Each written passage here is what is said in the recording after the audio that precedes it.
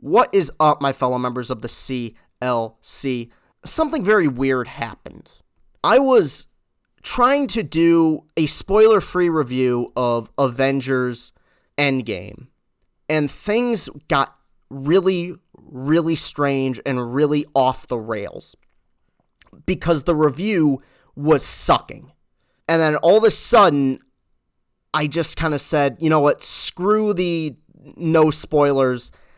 I just need to talk about what I love about this movie.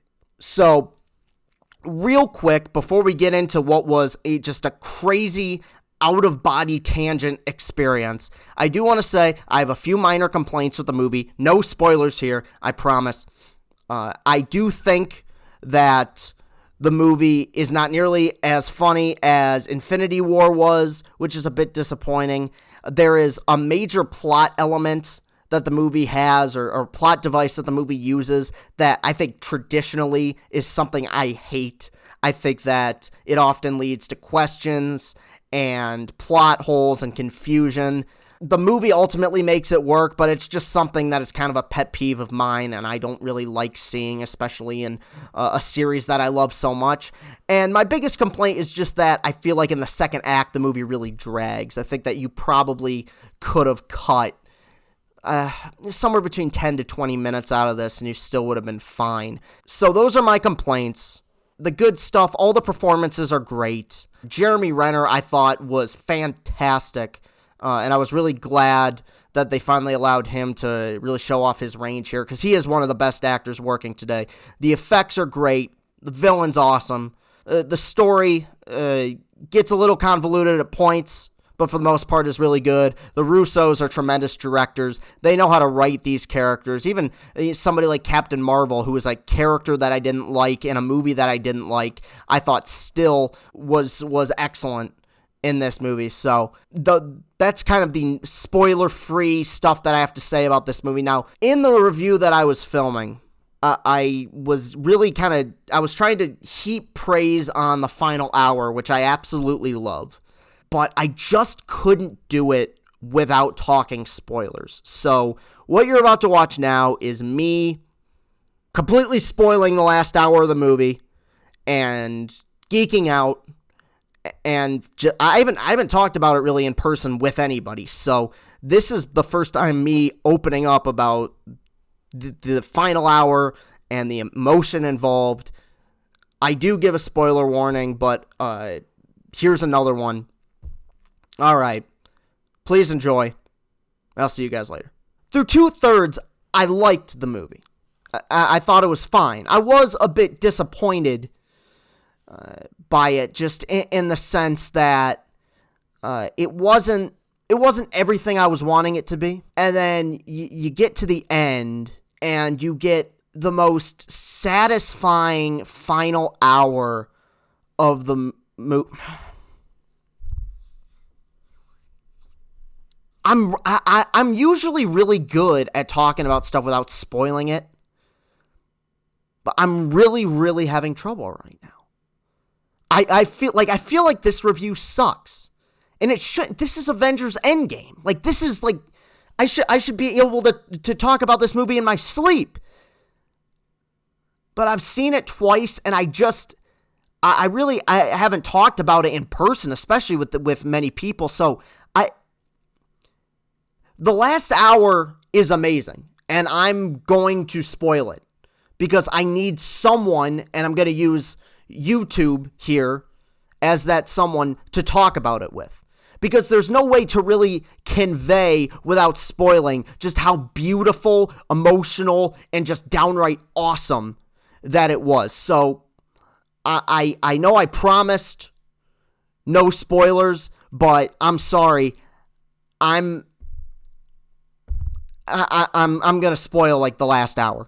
And like, these are big plot points and big moments. So if you haven't seen it, please turn off this review right now. I do not want to be that guy who spoils it for you. Still here? All right. The last hour is amazing.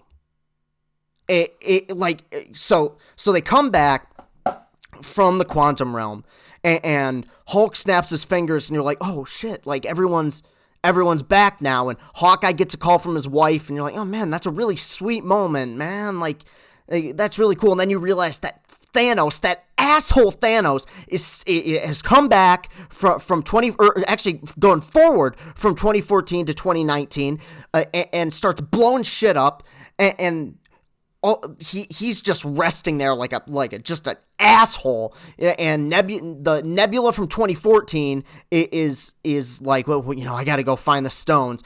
They didn't see it coming, and he's like, oh, the arrogant never do. And so she just goes ahead and walks ahead while he just sits there. And meanwhile, you see Thor and Captain America and Iron Man slowly walking toward him, and you see that awesome shot that they've shown in some of the trailers of just their feet walking towards this big purple ass face. And they approach him, and they fight, and it looks really, really cool, and it's original, and it's creative, and you see Thor wielding both his hammer and Stormbreaker at the same time, and then Thor's like in trouble, and you're like, oh shit, Thor's in trouble, and all of a sudden you see his hammer kind of start to move and wiggle a little bit, and it flies over the head of Thanos and into the hands, not of Thor, but Captain America, who probably, here's my theory, because there's that great scene in Age of Ultron when they're all trying to move Thor's hammer, and you see Captain America move it just a little bit, but he's not able to lift it. My theory is that he could have lifted it the whole time, but because Steve Rogers is such a good fucking guy who didn't want to embarrass his friend, he didn't lift it up until he absolutely had to, and in the biggest moment of their lives, he decides, I gotta wield this thing. And you see Captain America, the most pure heart, good guy in the whole world, fighting beside Thor and Iron Man, holding Thor's hammer in his hand and his shield in the other. And meanwhile, Thanos, who just won't die, just starts kicking Cap's ass. He slices his shield, and all of a sudden, Thanos starts monologuing. He's saying, I'm done with your planet. This is personal now. I'm going to enjoy this so much. And you see Thanos' army coming, and you're like, oh, shit. And then all of a sudden, you hear this faint noise in Captain America's ear. And you get a little callback to Captain America, the Winter Soldier, and you hear Sam Wilson say, hey, Cap, on your left. And all of a sudden, you start to see those Doctor Strange circles forming. And you see the people from Black Panther come out. And you see the Guardians come out. And you see Spider-Man come out. And you see Doctor Strange. And you see Wong. And you see the Wasp. And you see Pepper. And you see Valkyrie. And everyone. And you see Ant-Man. And he gets huge. And he starts punching people, and then all of a sudden, everyone's behind Cap, and then Captain America wields Thor's hammer again, and he goes, Avengers, assemble. Bum, bum, bum, bum, bum, bum, bum, bum. And it's the greatest action sequence that's ever been put on film.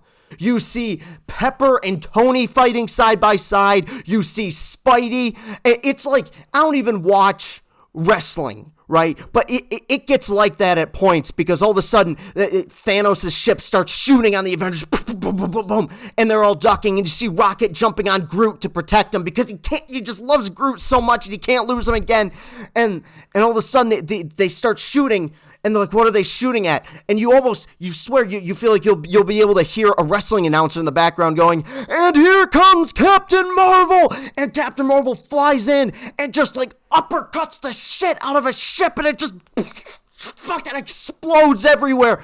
And finally the debris starts falling, and Thanos is still just fighting and trying to get these Infinity Stones back. You see Peter Parker being swung around, riding on Valkyrie's Pegasus horse, just flying away, and he's cracking one-liners, and you see him and Tony meet up again, and there's this great human moment in the middle of all this chaos and craziness. There's this beautiful human moment, and it's what makes these movies and these action sequences work. You can put as many explosions as you want in any movie, but if you don't have characters you care about, it's boring. And so you get to the end, and Thanos is still fighting, and Captain Marvel, you're like, oh, is she is she really going to be the one to save the day here? And all of a sudden, Thanos just throws her to the side. You're like, Jesus, this guy is unstoppable. And then you see Doctor Strange and Tony looking at each other, and you see Doctor Strange just give this one finger, just saying, hey, remember, 1 in 14 trillion. This is what I need to do. And he jumps on Thanos, and Thanos has all the Infinity Stones, and finally he's thinking, oh yeah, I got it now. I am inevitable. And he's doing everything but pumping his chest, and he snaps his fingers, and doink, nothing. And it cuts back, and you see Tony ready to sacrifice himself, and he says, I am Iron Man. Snap. And everyone starts to fade into dust. All these creatures, this entire army that Thanos put together. And Tony sits down, and Rhodey comes by, and Rhodey's crying. And then you see Tom Holland as Spider-Man come by, and he's hugging him, and he's crying. And you see Pepper, who says, Tony, look at me. We're going to be okay. And she says, you can rest now.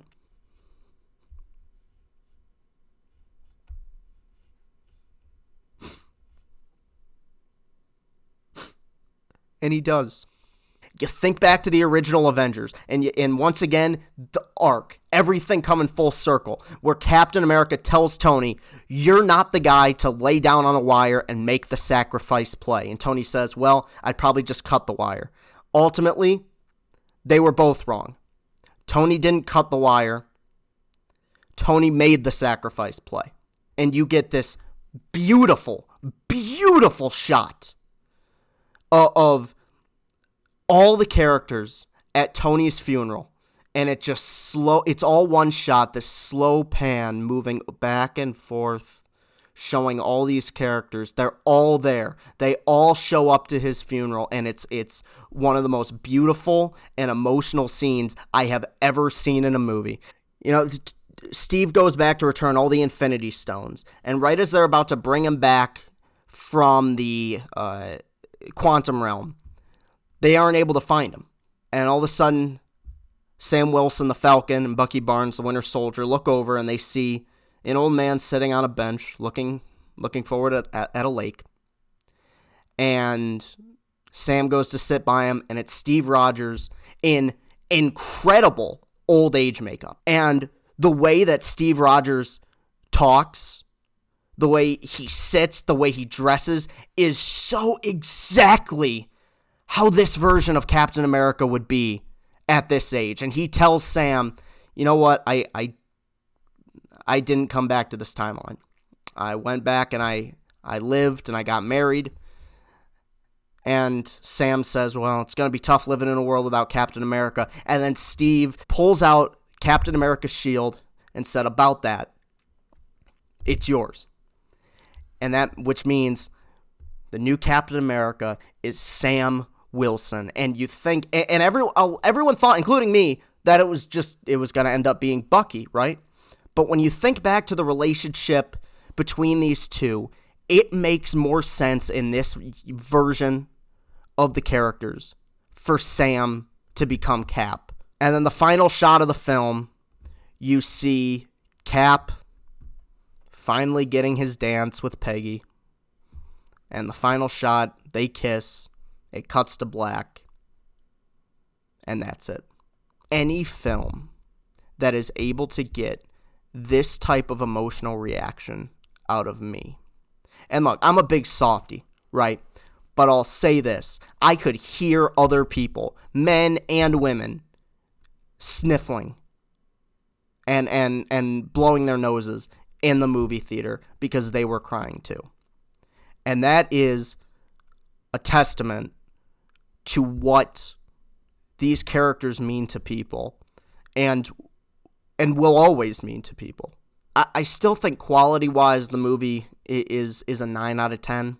But man, goddamn that ending. Thank you so much for watching. You can follow me on Twitter.